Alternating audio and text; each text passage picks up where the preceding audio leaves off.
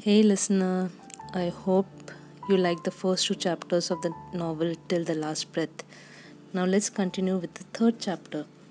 The third chapter is about the character named Pihu Malhotra. Pihu looked at the tall stack of books lined up in front of her. Her lips curved into an embarrassed smile. She looked around and hoped nobody had seen it. Examinations were around the corner, and everyone was stressed out and high on caffeine. Pihu was high on anticipation.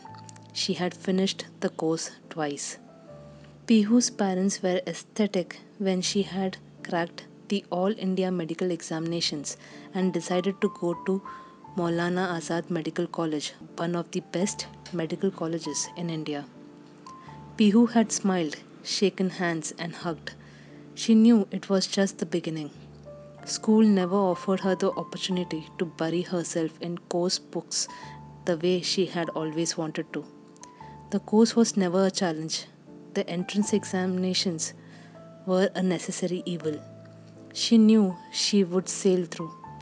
When news broke out in her hometown that her AIR All India rank was third, cunning pot bellied owners of coaching institutes had flocked to her place, wanting her to advertise their highly qualified staff and fully air conditioned classrooms with a picture of their most illustrious student, Pihu Malhotra. A few days later, she was in the local newspapers. Her parents' dreams were fulfilled. Hers had just taken root. These were the first set of exams in her college. You don't look tense? Venugopal asked as he underlined his book with a fluorescent marker. I'm okay, she said, barely suppressing a chuckle. She had the book Human Anatomy open in front of her. She had read it twice. She itched to read something else. Her eyes had been on the book on pathology lying on the side. A second year student was sleeping on it. She wanted to peep in, worse still, whip it away from under the senior's head, but she didn't want to come across as a nerd. You have finished the course, haven't you? Venugopal asked suspiciously. Yes, she said and blushed. But I still have to revise, she added. But when? You spent all the time with us.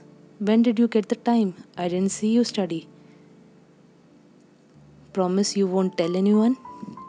I won't. Venugopal asked and adjusted the spectacles on his hunched nose. Obviously, he wouldn't. Pihu knew that.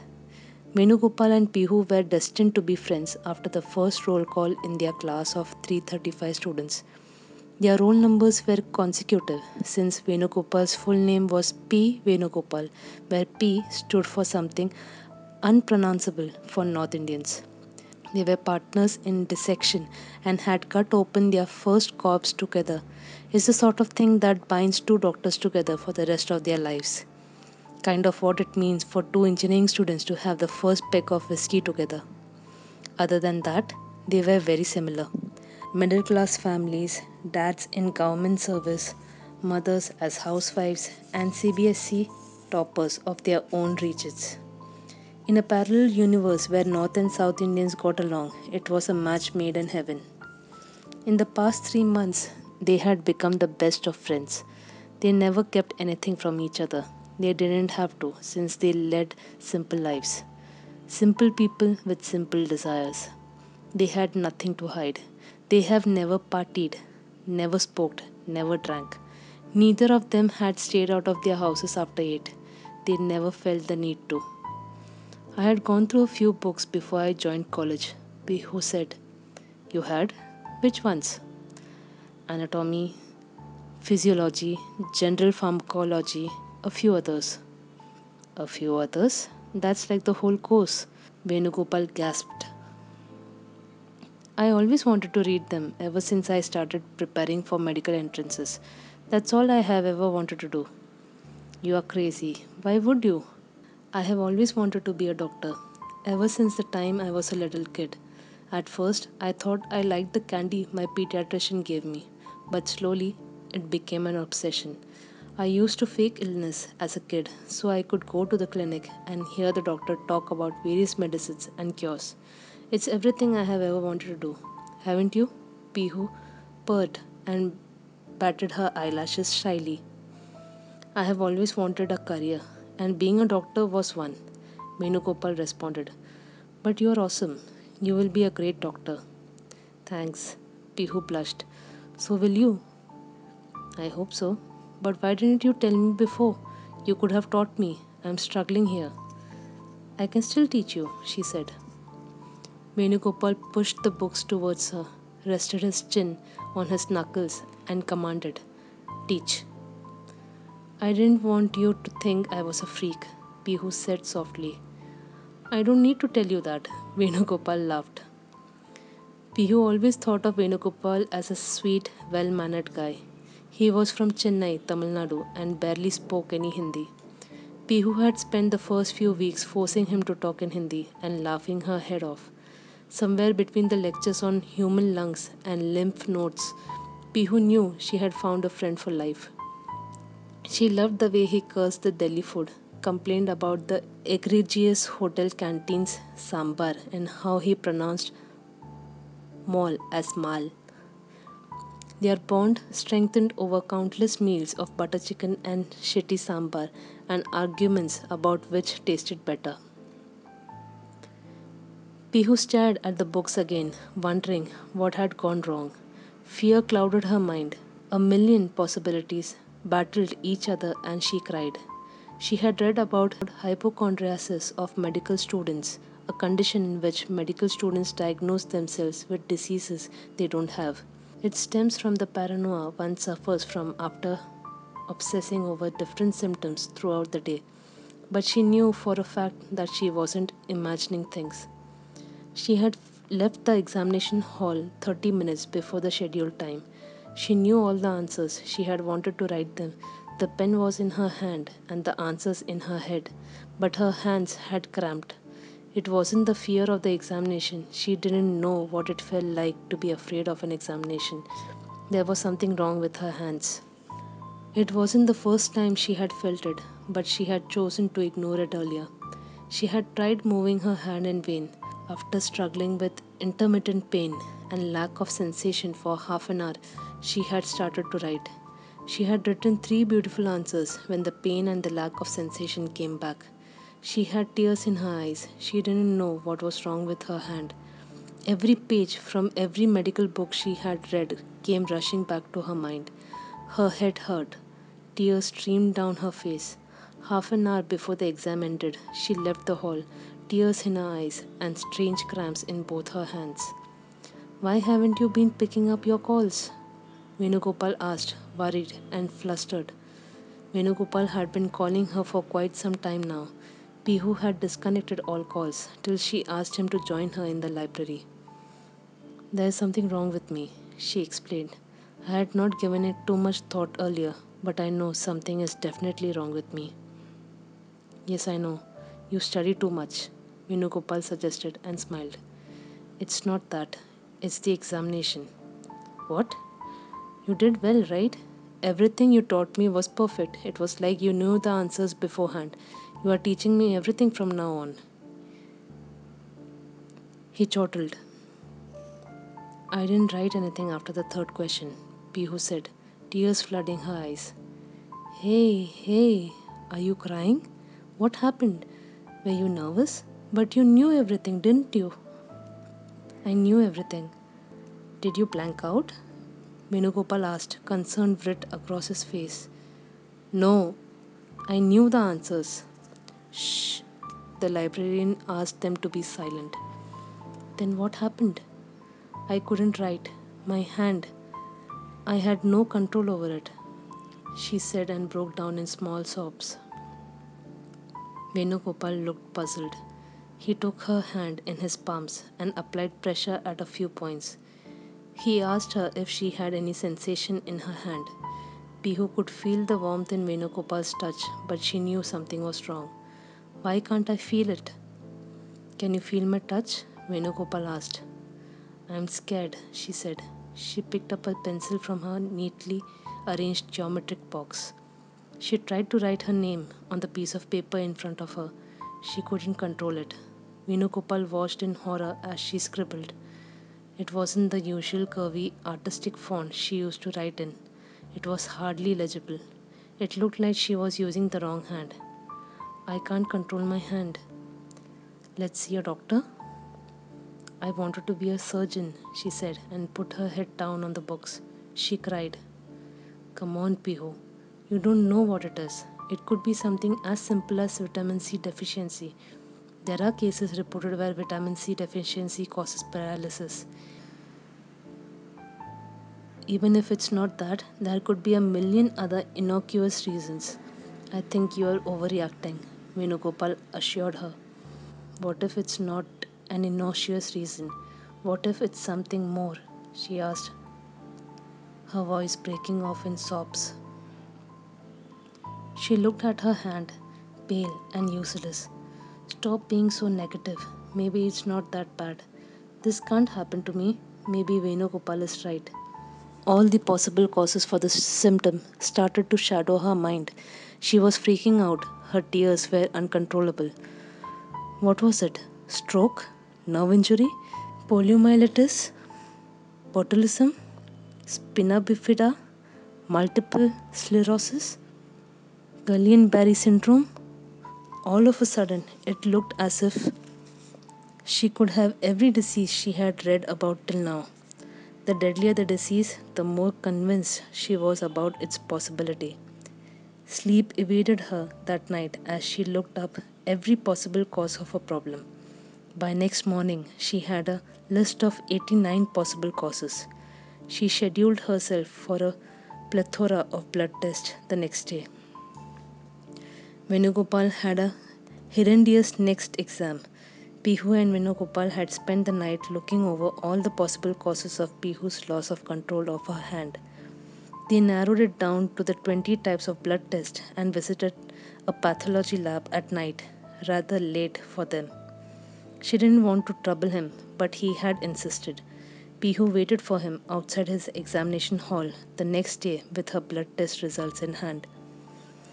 Her blood work was clean, eliminating 88 possible causes. I never thought I would be the first person I would have to diagnose, Pihu said on the phone. There were no tests left to be done. Blood tests ruled out pathogens and other common diseases. Breathing tests to check the lungs, MRIs to rule out any neck injury, electromyography to check the nerves in her hand, a head MRI to eliminate other conditions, and nerve conduction studies to sum up the rest. You can never be too sure, Venugopal said from the other side of the phone. I wish I didn't have to. She whimpered and heard the rustling of pages. Are you still in the library? No, I'm not. You are. Go out, Venu. The exams just got over. Go out and party with the guys. Not without you. I want you to be here, he said. I don't think I am coming back, Pihu responded. You can't talk like that. You haven't even seen a doctor yet. You have to be positive. He must have read the same books that we have. I'm sure of what I have, I can't be denial, she lied. You mean to say that experience counts for nothing? See a doctor, it could still be something else, he argued. Pihu didn't want to pursue it anymore. She knew he was going through denial. A certain part of her was going through the same. Except for this call, she had not stopped crying since the time she discovered what she was afflicted with. She had cursed the unfair balance of nature. What she had was not something she deserved. She had cried and pored over the reports again and again, hoping there would be a mistake. She wished she was wrong in her self-diagnosis. She could be. She was only a first-year medical student, and she was supposed to diagnose it correctly in any case. Are you going to tell them? He asked. I think I will let some doctor do it, she said. Her eyes watered up. She heard the flipping of papers from the other side. I will talk to you later. The signal is cracking up. She disconnected the call. I hope I am wrong about this, she sighed. The tears returned, and they never stopped during the 3 hours it took for her to reach her home from the college hostel. All her dreams washed away in an instant. Once home, she stood in front of her parents, complaining about the strange sensations in her right arm. Her mother started to ask her about the examinations. Dad asked her if she was eating right. It took her an hour to make them take the cramps and the loss of sensation in her hand seriously. Her mom suggested stress. Dad suggested infection. Delhi's water is riddled with parasites and germs. You're almost a doctor. You should know, he said. She insisted on seeing a doctor. Her dad smiled at the irony. Pihu knew what he was thinking about. He had imagined her as a doctor, something that Pihu knew would never happen. I hope I am wrong, she sighed. I hope I am wrong, she sighed. On the way to the hospital, she tried to be her chirpy self, even though all she wanted to do was cry. Maybe she was wrong. The doctor in the hospital asked her a few questions and prescribed her some blood test. It could be anything. Let's wait for the blood test results, he assured the worried parents. Come back tomorrow and we will find out what's wrong with her. He pushed the bowl of candy in front of her. Out of habit, she stuffed a fistful of eclairs in her pocket. Pihu knew the doctor wouldn't find anything abnormal in the test and would order some more tests. Back home, she fished out every research paper and every document ever written about the disease. Looking through various reports, she found a research team in a hospital in Delhi which specialized in stem cell research and developing experimental new drugs for the disease. She found the email ID of one of the doctors on the team, Arman Kashyap, supposedly a genius, and shot across an email giving him the details of her disease. She was desperate. She didn't want to die and she didn't deserve to. That night, when she was done reading about her disease and had cried enough to make herself tired, Venugopal called again. He had been texting her constantly. Pihu knew for sure he had been doing some reading on the disease too. What did he say? Did he order all the blood tests? Did he guess anything? Any alternative causes? Differential diagnosis? He asked, the panic in his voice apparent. The reports come tomorrow. I know they will be clean. He hasn't guessed anything yet. Maybe they will find something that we didn't. We did the test just once, and these government pathology labs make mistakes all the time. Where did you go? Apex Hospital? Venugopal blubbered, hoping against hope. This time he wasn't even convincing. He had checked and rechecked the reports. Pihu was sure of that. They weren't incorrect. Let's wait for tomorrow. Are you okay, Pihu? Yes. Are you scared? Very, Pihu said and started sobbing softly. She had promised herself that she would be strong and not cry. She couldn't do it. She had read about the suffering of people who had the same disease as hers, and she felt terrible. Having read horrendous accounts of how patients lose control of their body as it slowly rots away, she started to question the fairness of it all. Why me, of all the people? She cursed the mirror in front of her, for it was lying. She wasn't healthy. Her insides were rotting away, slowly, bit by bit. It's going to be okay, he assured her. Nothing is going to be okay. You know that. I am dying, Venugopal. She cried a little more on the phone and eventually drifted off to sleep. She didn't know if Venugopal had waited for long before he disconnected the call. It didn't matter. She was alone in this. She had to get used to it. Things only became worse the next morning. Her denial had given way of acceptance, and the acceptance of her condition depressed her. With a heavy heart, she checked all the websites she had bookmarked the day before, searched for cures on the internet even when she knew there weren't any, and checked if Dr. Arman Kashyap from GKL Hospital had replied to her long, ranting mail. A little later, they were in the car negotiating the early morning traffic to the hospital. Pihu sat on the back seat, wondering if the doctor had any inkling of what was wrong with her. She hoped he would, and she hoped it wasn't what she thought it was. The anticipation of the pain her parents would go through was getting unbearable. Good morning, the doctor from the day before said. He was smiling. The blood reports came clean. A smile shot across her parents' faces. Pihu remained expressionless as she looked at all the branded merchandise, pens, diaries, clocks, and notepads from the big pharmaceutical companies. Her mom folded her arms as if to say, I know it's because of the stress. Her father absent mindedly played with the plastic model of the human brain. Are you still having some problem with your hands? She nodded. Any other problems? Difficulty in breathing? Anything? She nodded. Now he is getting it. Maybe. I would have made such a good doctor. She tried not to buckle and weep. Her parents were still distracted. She felt sorry for them.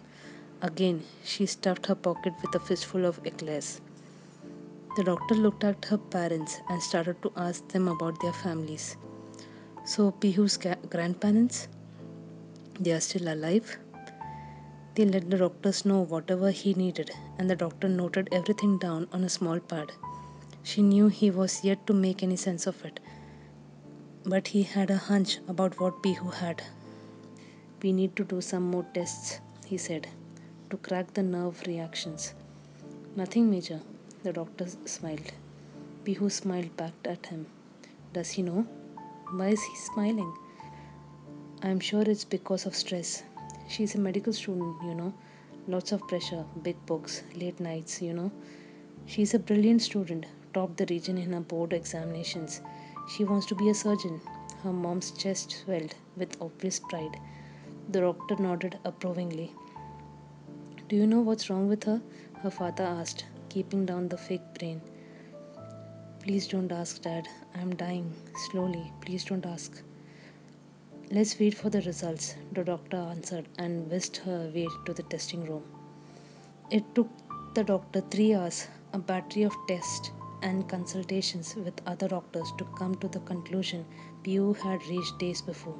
She had noticed the expressions of shock on their faces while her doctor discussed the case with other doctors in her presence.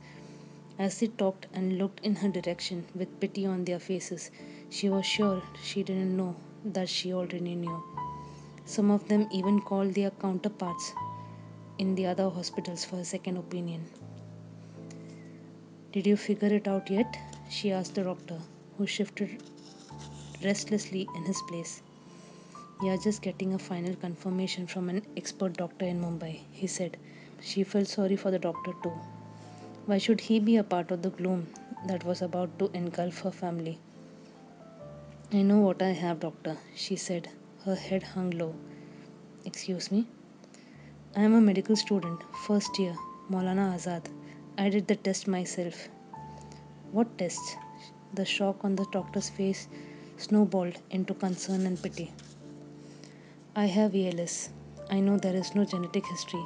I know there is no cure. I know that I am slowly dying. I could be gone this year or the next, but I will die eventually. I have read all there is to read about the disease. I know what's going to happen. I will not be able to eat on my own, go to the bathroom, or even breathe. You will cut a pipe into my throat to help me breathe, or I might choke on my own saliva, she explained. She hadn't discussed her painful future with Venugopal, for she didn't have the strength to. It looked like it could never happen to her. As she finally described her own death to the doctor, she came to terms with it. The news finally sank in. In that moment, all her dreams, her aspirations, her visions of herself as a doctor melted away, and the morose faces of her parents stared back at her. Her eyes glazed over, and she resolved to not weep. There is some mistake. This shouldn't happen to me. I have done nothing to deserve this. I am perfectly healthy. Her heart cried out loud. There are treatments. Riluzole, diazepam, amitriptyline. They will give me a few months more, a few days more of breathing on my own. I have read all about it. She tried not to cry. The doctor didn't want to give her any false hope. She had to be ready for what was coming next. ALS is a cruel disease. It starts with the patient becoming clumsy. You drop things, get tired easily, and the sensations in your limbs keep getting dimmer till paralysis sets in. After that, you are at your helper's mercy. You can't eat because your tongue and your jaw muscles will be too weak to chew the food. You can't talk fast or for too long because your mouth will become tired after the first minute or so. You will be on crutches before the wheelchair comes in. Soon, even that will be a problem because you won't have the forearm strength to roll the chair. You will be paralyzed and bedridden. There will be tubes running in and out of your body to help you eat, breathe, and defecate. Machines will keep you alive. It's a sorry way to die. I'm sorry, he said. I wish I could do something. I can give you some books you can read about people who have fought the disease. They didn't win, but they died happy. You can't lose to the disease. I would just wish for you to tell my parents. I don't have the courage, she said, and the tears came again. She tried to stifle her sobs the best she could. Never had she thought her parents would outlive her. What greater misfortune can there be for a parent? You are the most courageous patient I have seen in the longest time, he said, and added with a pause, I have a daughter. She is 7. Does she want to be a doctor too? Yes, you remind me of her, the doctor said, looked down at the reports in his hand and closed his eyes. Pihu wondered if he was praying for them to be wrong. She wondered how many death sentences the 40-year-old man had given before hers. The watery eyes of the doctor told her that he was still not used to it. Let's tell my parents, Pihu said and clutched the doctor's hand and slipped in some eclairs. Give this to your daughter, from my side. Sure, he nodded and took a deep breath. Pihu took one too. The wails of her mother and silent groans of her father already resonated in her head, and she felt dizzy. They entered the doctor's chambers. Her parents' eyes met hers, and she knew they could see the horror. Their faces fell as if they knew what the middle aged doctor was about to tell them. She went and sat next to her mom and held her hand. The doctor started to explain. The world blocked out. Her mind was blank. The denial of her parents, their shouts, their screams, the accusations against the incompetent doctor and the irresponsible hospital, their claims of their daughter being perfectly healthy. Nothing registered in her brain. She had just one image seared on her retina. She was going to die, motionless on a hospital bed with a tube cut into her throat. End of chapter 3.